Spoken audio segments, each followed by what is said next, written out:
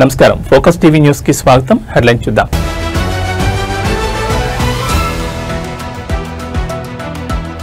మాజీ మంత్రి హరీష్ రావు ఇంట విషాదం. హరీష్ తండ్రి సత్యనారాయణరావు కన్నుమూత.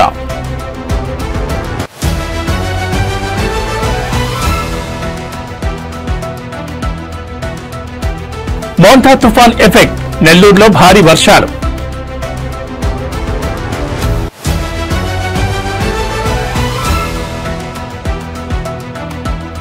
తెలంగాణలో మోంతా తుఫాన్ ప్రభావం.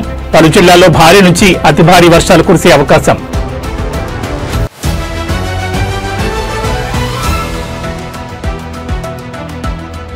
మోంతా తుఫాన్ ఉగ్రరూపం. కాకినాడకు గ్రేట్ డేంజర్ సిగ్నల్ జారీ.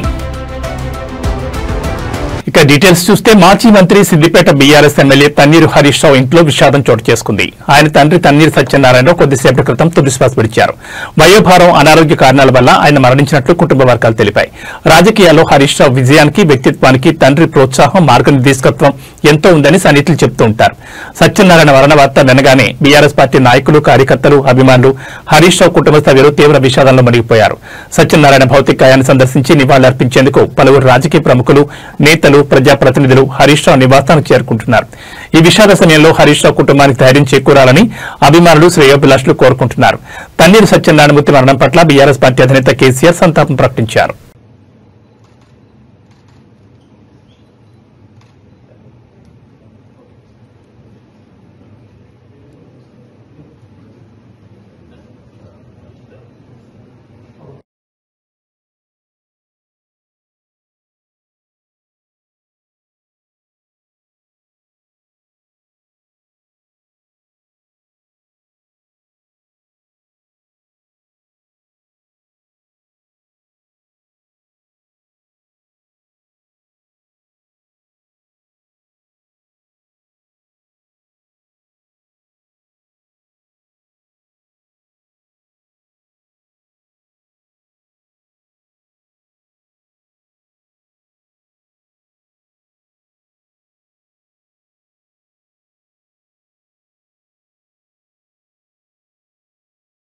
మోంతా తుఫాన్ ప్రభావంతో నెల్లూరు జిల్లాలో విస్తారంగా వర్షాలు కురుస్తున్నాయి. వాతావరణ శాఖ జిల్లాకు రెడ్ అలర్ట్ జారీ చేయడంతో అధికార యంత్రాంగం పూర్తిగా అప్రమత్తమై సహాయక చర్యలు ముమ్మరం చేసింది. ఆకస్మిక వరదలు సంభవించే ప్రమాదం ఉందని హెచ్చరికలు జారీ కావడంతో లోతట్టు ప్రాంతాల ప్రజలను సురక్షిత ప్రాంతాలకు తరలించే పనులు ప్రారంభమయ్యాయి. జిల్లాలోని 38 మండలాల్లో మొత్తం 142 మిల్లీమీటర్ల వర్షపాతం నమోదు కాగా సగటున 3.7 మిల్లీమీటర్ల వర్షపాతం నమోదైనట్లు అధికారులు తెలిపారు. సర్వేపల్లి నియోజకవర్గంలోని పొదలకూరు మండలంలో అత్యధికంగా 16.6 మిల్లీమీటర్ల వర్షం కురవగా ఆత్మకూరు నియోజకవర్గంలోని అనంతసాగరంలో అత్యల్పంగా 1 మిల్లీమీటర్లు మాత్రమే నమోదైంది. జిల్లాలోని 10 మండలాల్లో వర్షపాతం నమోదు కాలేదు. సోమవారం మధ్యాహ్నం 1 గంట వరకు ఎండగా ఉన్న వాతావరణం ఆ తర్వాత ఒక్కసారిగా మారిపోయింది. ఆకాశం మేఘావృతమై చల్లని గాలులు వీచాయి. మైపాడు, కృష్ణపట్నం, రామాయణపట్నం తీర ప్రాంతాల్లో సముద్రం ఉగ్రరూపం దాల్చింది. బలమైన ఈదురుగాలులు, అలలు ఎగిసిపడుతున్నాయి. ఎగువన ఉన్న కర్నూలు, వైఎస్సార్ కడప జిల్లాల నుంచి భారీగా వరద నీరు చేరుతుండటంతో సోమశిల జలాశయం తన పూర్తిస్థాయి నీటి మట్టమైన 78 టీఎంసీలకు చేరువవుతోంది. దీంతో సోమశిల డ్యాం పరిసర గ్రామాలు ముంపును గురికాకుండా అధికారులు ముందు జాగ్రత్తగా వరద నీటిని పెన్నా నదిలోకి విడుదల చేస్తున్నారు. తుఫాన్ పరిస్థితులపై జిల్లా ప్రత్యేక అధికారి యువరాజ్, కలెక్టర్ హిమాంశు శుక్లతో కలిసి సమీక్ష నిర్వహించారు. అత్యవసర పరిస్థితుల్లో ప్రజలను రక్షించేందుకు సిద్ధంగా ఉండాలని అధికారులను ఆదేశించారు. సముద్ర తీర ప్రాంతాలు, లోతట్టు ప్రాంతాల్లో నివసించే ప్రజలను అవసరమైతే బలవంతంగానైనా సురక్షిత ప్రాంతాలకు తరలించాలని ఆయన స్పష్టం చేశారు. తుఫాన్ ఎదుర్కొనేందుకు అన్ని రకాల ముందు జాగ్రత్త చర్యలు తీసుకున్నామని కలెక్టర్ శుక్లా తెలిపారు. జిల్లా వ్యాప్తంగా ఏర్పాటు చేసిన 144 పునరావాస కేంద్రాలు ఆదివారం రాత్రి నుంచి పనిచేస్తున్నాయని ఆయన వివరించారు. కమ్యూనికేషన్ వ్యవస్థకు అంతరాయం కలగకుండా కలెక్టరేట్ లో ప్రత్యేకంగా ఒక సెల్ టవర్ ను కూడా ఏర్పాటు చేశారు.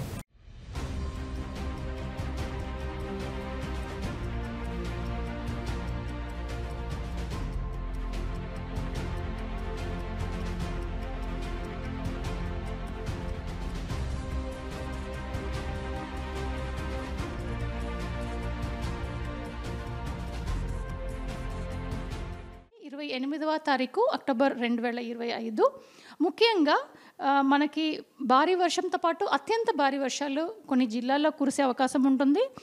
ముఖ్యంగా ప్రకాశం, పల్నాడు, బాపట్ల, గుంటూరు, కృష్ణా, ఏలూరు, వెస్ట్ గోదావరి, ఈస్ట్ గోదావరి, కాకినాడ, కోనసీమ, అల్లూరి సీతారామరాజు, అనకాపల్లి, విశాఖపట్నం, విజయనగరం, పార్వతీపురం మన్యం, శ్రీకాకుళం ఈ జిల్లాలలో 1-2 చోట్ల భారీ నుండి అతి భారీ వర్షంతో పాటు అత్యంత భారీ వర్షాలు రేపు కురిసే అవకాశం ఉంటుంది. మనకు విండ్ వార్నింగ్ మనకు చూస్తే కనుక మనకు ఆల్రెడీ క్రాస్ అవుతున్నప్పుడు కాకినాడ దగ్గర 90 నుండి 100 కిలోమీటర్, గరిష్టంగా 110 కిలోమీటర్ వేగం వరకు వీచేస్తాయి. కాబట్టి చెట్లు పడిపోవటం కానీ, ఎలక్ట్రిక్ పోల్స్, టెలికమ్యూనికేషన్ పోల్స్ ఇలాంటిది పడిపోవటానికి అవకాశం ఉంటుంది. కోస్తా ప్రాంతంలో మనకి ఫ్లడ్డింగ్ అవ్వటానికి అవకాశం ఉంటుంది. కాబట్టి మరియు అప్రమత్తంగా ఉండాలి. మరియు లోతట్టు ప్రాంతంలో ముఖ్యంగా లోతట్టు ప్రాంతంలో ఉన్నవాళ్ళు సురక్షితమైన ప్రాంతంలో ప్లేసెస్లో ఉండాలి అని హెచ్చరిక ఇవ్వబడినది. తెలంగాణ రాష్ట్రానికి వాతావరణ శాఖ అధికారులు భారీ హెచ్చరిక జారీ చేశారు. మోంతా తుఫాన్తో తెలంగాణ రాష్ట్రంలోని పలు ప్రాంతాల్లో భారీ నుంచి అతి భారీ వర్షాలు కురిసే అవకాశం ఉందని వాతావరణ శాఖ అంచనా వేసింది. వాయుగుండం తీరం దాటితే తెలంగాణలోని పలు ప్రాంతాల్లో వర్షాలు కురిసే అవకాశం ఉందని పేర్కొన్నారు. గంటకు 30 నుంచి 40 కిలోమీటర్ల వేగంతో ఎదురుగాలులు వీస్తాయని, ఉరుములు మెరుపులతో కూడిన వర్షాలు కురుస్తాయని చెప్పారు. ఇవాళ నుంచి 29, 30 తేదీల్లో పలు జిల్లాల్లో భారీ వర్షాలు పడనున్నట్లు చెప్పారు. ఇదిలా ఉంటే ఇప్పటికే పలు జిల్లాల్లో ఓ మోస్తరు వర్షాలు కురుస్తున్నాయి.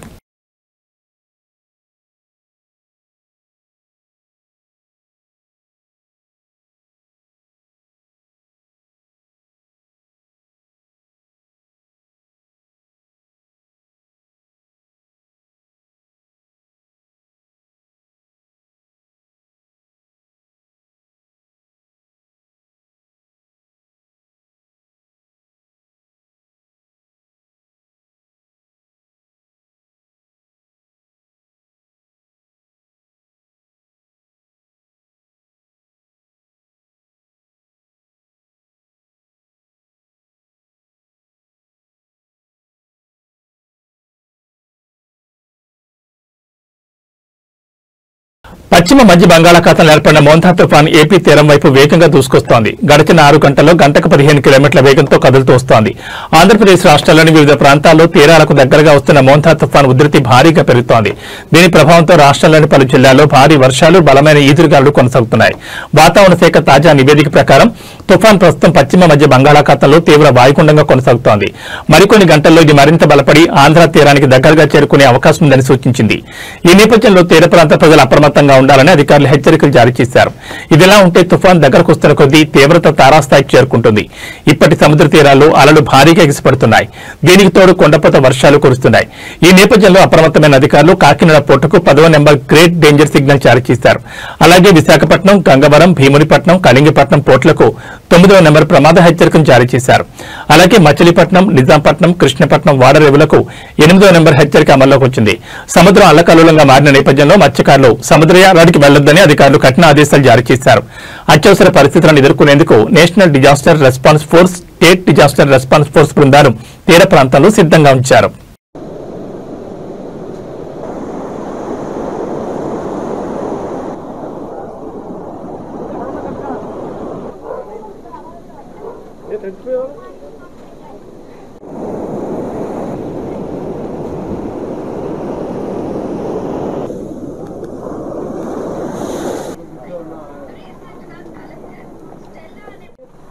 వర్షం ఎక్కువగా పెరుగుతూ ఉంటుంది. మీ అందరూ కూడా బయలుదేరి మీ ఇల్లు ఖాళీ చేసి తాళాలు వేసుకుని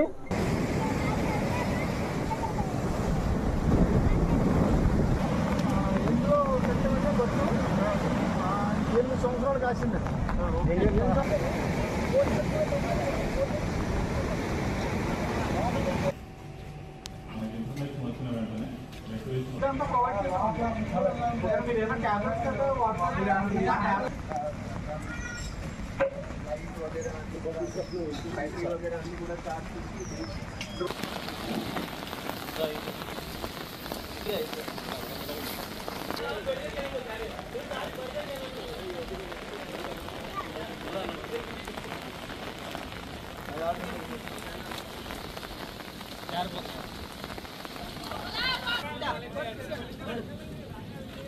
నువ్వు రా మరి ఇంకెప్పుడు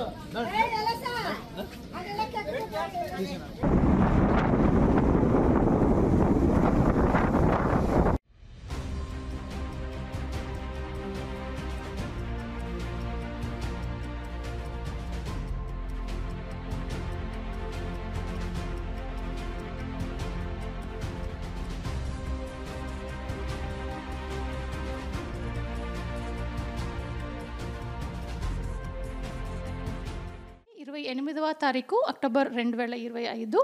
ముఖ్యంగా మనకి భారీ వర్షంతో పాటు అత్యంత భారీ వర్షాలు కొన్ని జిల్లాల్లో కురిసే అవకాశం ఉంటుంది.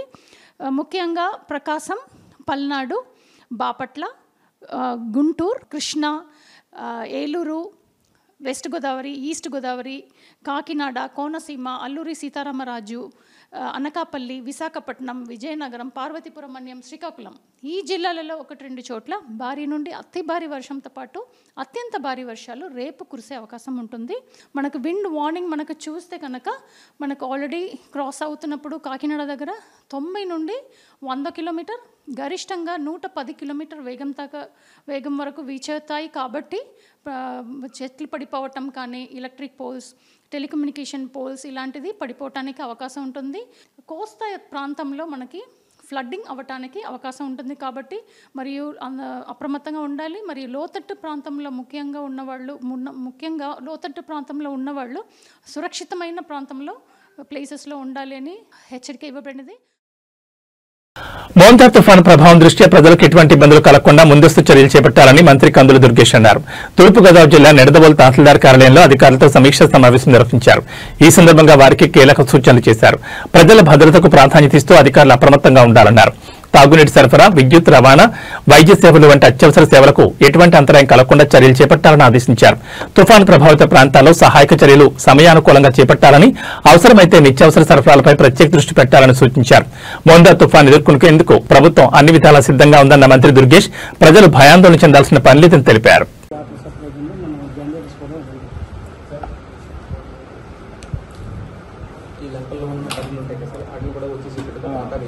క్యాటిల్కి సంబంధించి సైక్లోన్ ఒకవేళ ఎక్కువగా వచ్చేటట్టయితే క్యాటిల్ ఏదైతే ఉందో మనకి ఎలివేటెడ్ ప్లేసెస్లో పెట్టాలండి. అట్లా ఈ సమయాల్లో ఎవరు పట్టించుకోరాలి. అందువల్ల మనం ఎక్కడైతే ఎత్తు ప్రదేశాలు ఉన్నాయో ఎత్తైన ప్రదేశాల్లో మనం ఈ పశు సంపదని అక్కడ కట్టించేలాగా ఆ గ్రామస్తులకు చెప్పాలి. కొంచెం అంటే గ్రామంలో ఎత్తైన ప్రదేశం ఉంటుంది, కింద వాటర్లో పెట్టేస్తే ఇబ్బంది కదలలేము. అందువల్ల కొంచెం ఎత్తైన ప్రదేశాల్లో పెడితే వాటర్ మీద రాకుండా ఉంటుంది. అదొకటి. ఎక్కడెక్కడ గ్రామాల్లో ఎత్తైన ప్రదేశాలు ఉన్నాయో ఆ ప్రదేశాల్లో ప్రస్తుతం కట్టుకోమని చెప్పాలి. అది మెసేజ్ పెట్టినది. ఇంకా చెప్పాల్సింది బాగా అవసరమైతే తప్పితే రేపు కూడా కొంచెం బయటికి రావద్దని చెప్పి అలాగే స్కూల్ సెలవు ఇచ్చారు. స్కూల్ సెలవు ఇచ్చి మామూలు వాళ్ళు కూడా ఊరికే అవసరం ఉంటేనే బయటికి రమ్మని చెప్పాలి. క్యాంపెయిన్ చేయమన్నారు సార్. ప్రతి డోర్ టు డోర్ మన రోడ్లంతా కూడా అవసరాన్ని బట్టి ఏదైనా దూర ప్రయాణం ఉంటే వాయిదా తీసుకుని కూడా చెప్తాం సార్. ఈ వారం రోజులు ఆటోస్ కూడా వీళ్ళెన్స్ రాకుండా అక్కడ ఆగిపోమని చెప్తాం సార్.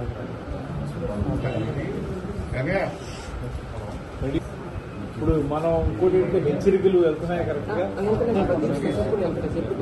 ఉచిత బస్సు సౌకర్యం అన్ని రకాలుగా మనకు చాలా ఉపయోగపడుతుంది, మంచిది. దాని ద్వారా మీకు ఎన్నో ఉపయోగాలు ఉన్నాయి. కానీ ఈ 2-3 రోజులు మాత్రం ఉచిత బస్సు ఉన్నా కూడా మీరు దూర ప్రయాణాలు చేయొద్దని మనం చేస్తున్నాం. వాయిదా వేసుకోండి. ఈ 3 రోజులు అయిన తర్వాత వెళ్తారు. కానీ ఎందువల్లంటే మనకి ప్రాణాలు ముఖ్యం కాబట్టి, మన ఆరోగ్యం ముఖ్యం కాబట్టి అది పాటించవలసిందిగా మహిళా తల్లులకు కూడా కోరుతున్నాం. చెట్లు పడిపోతే వాటిని చక్కగా లాగడానికి జేసీబీలు ఎంజాయ్ చేసి ఒకటి మన టాప్ మేజర్ పాయింట్స్ ఏంటంటే, ఒకటి జేసీబీలు ఎంజాయ్ పెట్టుకోవాలి క్లియరెన్స్ కోసం. రెండోది వచ్చి డీ వాటరింగ్ మిషన్ పెట్టుకోవాలి.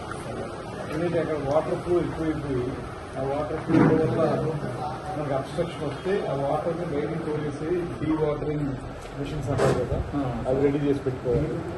రెండోది వాటర్ స్టాగ్నేషన్ ఉన్న చోట మనకి మందు చల్లాలి జబ్బులు రాకుండా.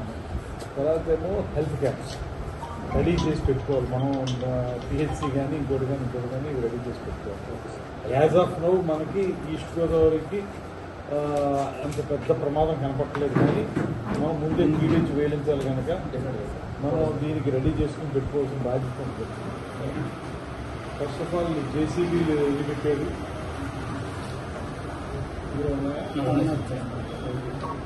జేసీబీ రూరల్లో 16, అర్బన్లో 4, generators 10, power stars, tractors, dewater equipment పెట్టారా? సరిపోతాయి. ఇది 5, 4 అసలు 5 వాటర్ ట్యాంకర్స్ ఇప్పుడు మనం ఈ ఎవాక్యుయేషన్ ఎక్కడ చేయలేదు కదా, ప్రస్తుతం ఏం లేదు సార్. అవసరం కూడా రాలేదు. రెడీ చేసి పెట్టుకున్నాం సార్. హెల్త్ క్యాంపులు పెట్టడానికి అందరినీ రెడీ చేశారా సార్? మెడికల్ వాళ్ళతో పిహెచ్సి డాక్టర్స్తో మాట్లాడారు సార్. టౌన్లో రోడ్లు కూడా మాట్లాడాం సార్. అన్ని గ్రామాల్లో కూడా మనకి మన సైకిల్ మూలంగా ప్రమాదం జరిగే అవకాశాలు ఉన్నాయి కాబట్టి పెట్టమన్నాం సార్. అదేవిధంగా ఎర్రకాలువకు సంబంధించి తెలంగాణ వ్యాప్తంగా మద్యం దుకాణాల టెండర్ల ప్రక్రియ ముగిసిన సంగతి తెలిసిందే. నిర్మల్ జిల్లాలో ఓ మహిళను అదృష్టం వరించింది. ఎలాంటి వ్యాపార అనుభవం లేని ఆమె లక్కీ డ్రా పద్ధతిలో ఏకంగా 2 వైన్ షాపులను దక్కించుకుని అందరి దృష్టిని ఆకర్షించారు. ఒకేసారి 2 దుకాణాలు దక్కడంతో స్థానికులు ఆమెను లక్కీ లేడీ అని పిలుస్తున్నారు. రాష్ట్ర ఎక్సైజ్ శాఖ ఇటీవల మద్యం దుకాణాల కోసం నోటిఫికేషన్ విడుదల చేసిన విషయం తెలిసిందే. ఈ క్రమంలో నిర్మల్ జిల్లా కేంద్రానికి చెందిన గుర్రాల హారిక అనే మహిళ లక్ష్మణ చంద పోనకల్ గ్రామాల్లోని 2 మద్యం దుకాణాలకు దరఖాస్తు చేసుకున్నారు. సోమవారం జిల్లా కలెక్టర్ అభిలాష్ అభినవ్ ఆధ్వర్యంలో అధికారులు లక్కీ డ్రా నిర్వహించారు. ఈ లక్కీ డ్రాలో హారిక పేరు 2 సార్లు విజేతగా నిలిచింది. ఆమె దరఖాస్తు చేసిన 2 దుకాణాలు ఆమెకి దక్కాయి. వ్యాపారంలో ఎలాంటి అనుభవం లేనప్పటికీ అదృష్టం కలిసి రావడంతో ఆమె ఒకేసారి 2 దుకాణాలకు యజమానయ్యారు. ఊహించని విధంగా 2 షాపులు రావడంతో హారిక ఆనందానికి అవతలు లేకుండా పోయాయి.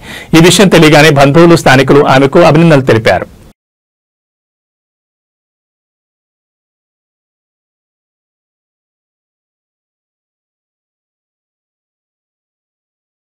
కలియుగ ప్రత్యక్ష దైవం తిరుమల శ్రీ వెంకటేశ్వర స్వామివారిని సినీ హీరో అజిత్ కుమార్ దర్శించుకున్నారు. సుప్రభాత సేవలో స్వామివారిని దర్శించుకుని మొక్కులు చెల్లించుకున్నారు. దర్శనం అనంతరం ఆయన్ను ఆలయ అర్చకులు ఆశీర్వదించి స్వామివారి తీర్థప్రసాదాలు అందించారు. ఆలయం బయట అజిత్ను చూడడానికి అభిమానులు ఆయన చుట్టుముట్టారు. ఈ సందర్భంగా అడిగిన వారికి కాదనకుండా అజిత్ ఫోటోలు దిగారు, సెల్ఫీలు ఇచ్చారు.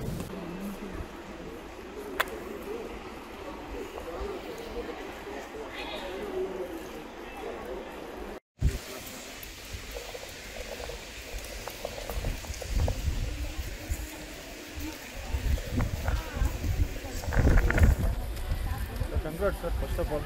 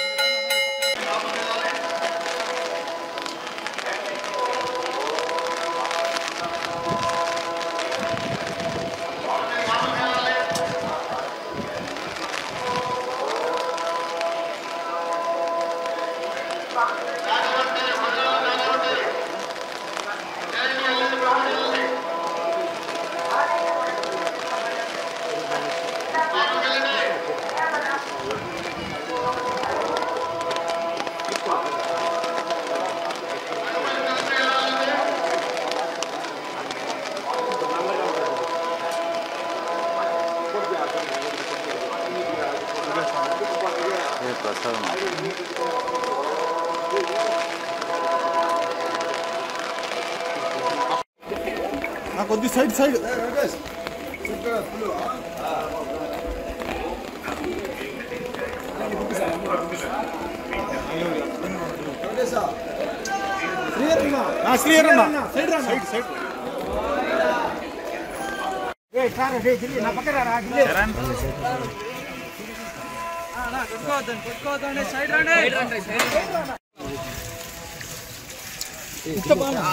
సార్ లెఫ్ట్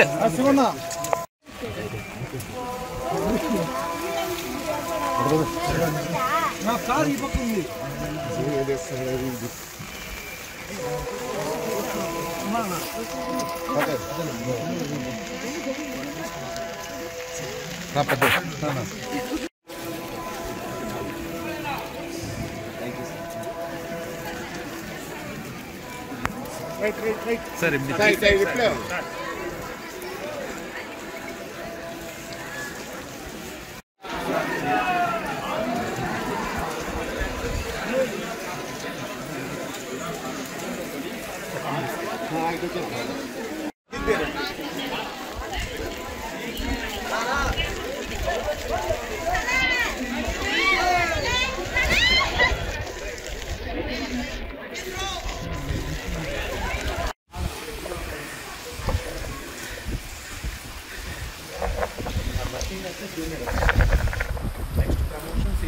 తిరుమలలో మంగళవారం ఉదయం శ్రీ వెంకటేశ్వర స్వామివారి ఆలయంలో అంబానీ కుటుంబ సభ్యుడు జై అన్మోల్ అంబానీ స్వామివారిని దర్శించుకున్నారు. వీఐపీ దర్శనంలో పాల్గొన్న ఆయన కుటుంబ సభ్యులతో కలిసి స్వామివారికి ప్రత్యేక పూజలు చేశారు. దర్శనం అనంతరం ఆలయ అధికారులు జై అన్మోల్ అంబానీకి శ్రీవారి తీర్థ ప్రసాదాలను అందజేశారు.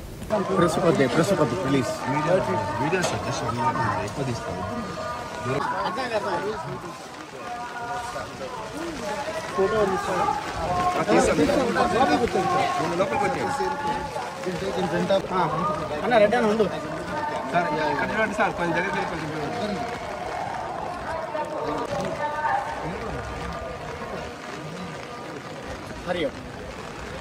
ఓకే ఓకే సార్ చెప్పారు రమ్మన్నారు इसी तरह आ जाओ सर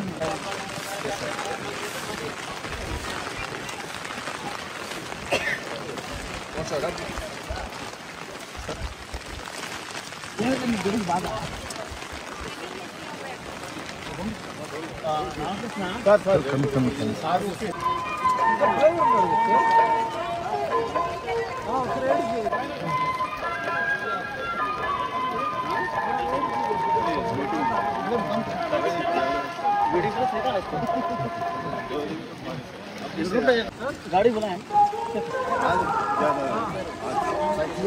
ठीक है 3 दिन का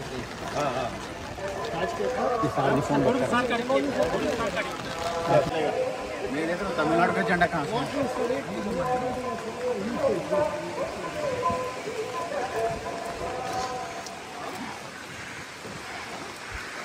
తుర్కీలో మరోసారి భారీ భూకంపం సంభవించింది. నేటి వేకువజామున దేశంలోని పలు ప్రాంతాల్లో భూమి కంపించింది. రిక్టర్ స్కేల్పై భూకంప తీవ్రత 6.1గా నమోదైనట్లు అధికారులు వెల్లడించారు. ఈ భూప్రకంపనలతో ప్రజలు తీవ్ర భయాందోళనకు గురయ్యారు. గాఢ నిద్రలో ఉన్న ప్రజలు ఒక్కసారిగా భూమి కంపించడంతో ఉలిక్కిపడి లేచారు. ఏం జరుగుతుందో తెలియని ఆందోళనతో ఇళ్ల నుంచి బయటకు పరుగులు తీశారు. భూకంప కేంద్రం ప్రభావితమైన ప్రాంతాల పూర్తి వివరాలను అధికారులు ఇంకా వెల్లడించలేదు. ప్రస్తుతానికి ఎలాంటి ప్రాణ నష్టం జరిగినట్లు సమాచారం అందనప్పటికీ కొన్ని భవనాలకు స్వల్ప నష్టం వాటిల్లినట్టు తెలుస్తోంది. భూకంపం సంభవించిన వెంటనే అప్రమత్తమైన అధికార యంత్రాంగం సహాయక చర్యలను ప్రారంభించింది.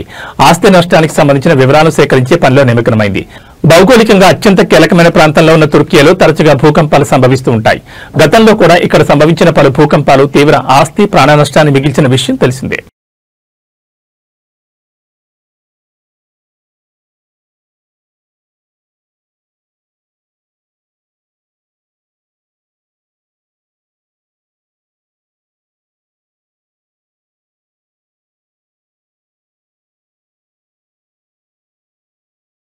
అమెరికా అధ్యక్షుడు డొనాల్డ్ ట్రంప్ మూడోసారి అధ్యక్ష పదవికి పోటీ చేసే అంశంపై ఆసక్తికరమైన వ్యాఖ్యలు చేశారు. రాజ్యాంగపరంగా అవకాశం లేనప్పటికీ 2028లో మళ్లీ పోటీ చేసే ఆలోచనను ఆయన తోసిపుచ్చలేదు. తన మాజీ వ్యూహకర్త స్టీవ్ బానన్ చేసిన సూచనపై మీడియా అడిగిన ప్రశ్నకు ఆయన స్పందించారు. ఎయిర్ ఫోర్స్ 1 విమానంలో ప్రయాణిస్తూ మీడియాతో మాట్లాడిన ట్రంప్ మూడోసారి పోటీ చేయడాన్ని నేను ఖచ్చితంగా ఇష్టపడతాను. నాకు మునిపెన్నడూ లేనంత మంచి ఆదరణ ఉందని అన్నారు. అయితే వెంటనే మాట మారుస్తూ దాని గురించి నేను నిజంగా ఇంకా ఆలోచించలేదని పేర్కొన్నారు. అమెరికా రాజ్యాంగం ప్రకారం ఒక వ్యక్తి 2 సార్లకు మించి అధ్యక్షుడిగా పనిచేయడానికి వీల్లేదు. పొలిటికో కథనం ప్రకారం ట్రంప్ సన్నిహితుడైన స్టీవ్ బానన్ ఆయన మూడోసారి పోటీ చేయాలని బలంగా వాదిస్తున్నారు. దీనికోసం ఒక ప్రణాళిక కూడా సిద్ధంగా ఉందని తన పాడ్కాస్ట్ లో ఇటీవల బానన్ పేర్కొన్నారు. ఇదే సమయంలో తన తర్వాత రిపబ్లికన్ పార్టీ నడిపించే నాయకులపై కూడా ట్రంప్ స్పష్టత ఇచ్చారు. 2028 అధ్యక్ష ఎన్నికల వరలో విదేశాంగ మంత్రి మార్కో రూబియో, ఉపాధ్యక్షుడు జేడీ వాన్స్ ప్రధాన అభ్యర్థులుగా ఉంటారని సంకేతాలిచ్చారు. మన దగ్గర చాలా మంచి నాయకులున్నారు, వారిలో ఒకరు ఇక్కడే నిలబడి ఉన్నారు అంటూ రూబియోను ఉద్దేశించి అన్నారు. ఉపాధ్యక్షుడు జేడీ వాన్స్ కూడా అద్భుతమైన వ్యక్తి. వీళ్ళిద్దరికీ వ్యతిరేకంగా ఎవరూ పోటీ చేయరని నేను భావిస్తున్నానని ట్రంప్ వ్యాఖ్యానించారు. ప్రస్తుతం ట్రంప్ ఆసియా పర్యటనలో ఉన్నారు. మలేషియా ఆసియాన్ సదస్సులో పాల్గొన్న ఆయన తన పర్యటనను విజయవంతంగా ముగించుకుని జపాన్లోని టోక్యోకు చేరుకున్నారు. మలేషియా పర్యటన ముగింపు సందర్భంగా అక్కడ అధికారులు ప్రజలకు ఆయన అభివాదం చేశారు.